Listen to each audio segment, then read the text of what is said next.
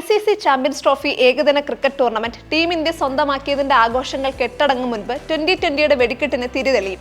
ഇന്നേക്ക് 10ാം ദിനം, അതായത് ഈ മാസം 22-ന് 2025 സീസൺ IPL 2020 ക്രിക്കറ്റ് പോരാട്ടത്തിന് തുടക്കം കുറിക്കും. 2025 മെഗാ താരലേലത്തിൽ ടീമുകളെല്ലാം മുടച്ചുവാർക്കപ്പെട്ടു. 2024 സീസണിൽ ഒന്നിച്ചു കളിച്ചവരിൽ മിക്കവരും ചിതറിക്കപ്പെട്ടു. പല പ്രമുഖരും പുതിയ താവളങ്ങളിൽ ചേക്കേറി. 18ാം സീസൺ IPL ഉദ്ഘാടന മത്സരത്തിൽ നിലവിലെ ചാമ്പ്യന്മാരായ Kolkata Knight Riders Royal Challengers ബംഗളൂരുവിനെ നേരിടും.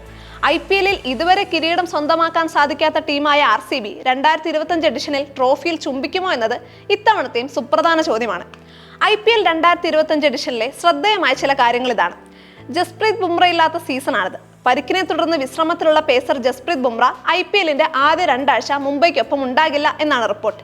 ഇന്ത്യയിലെ ഏറ്റവും വേഗമേറിയ പേസറായ മായങ്ക് യാദവും 2025 IPL സീസണിന്റെ തുടക്കത്തിൽ കളത്തിലുണ്ടാകില്ല.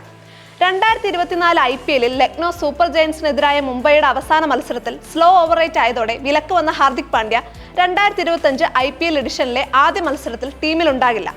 അതുപോലെ പരിക്കിനെ തുടർന്ന് വിശ്രമത്തിലായതിനാൽ ഓസ്ട്രേലിയൻ താരം മിച്ചൽ മാഷും ഓസീസ് പേസർ ജോഷ് ഹേസൽവുഡും കളത്തിലുണ്ടായേക്കില്ല. KL രാഹുൽ ഡൽഹി ക്യാപിറ്റൽസിന്റെ ക്യാപ്റ്റൻസി വേണ്ടെന്ന് വെച്ചു എന്നുള്ള റിപ്പോർട്ടുകളും വരുന്നുണ്ട്.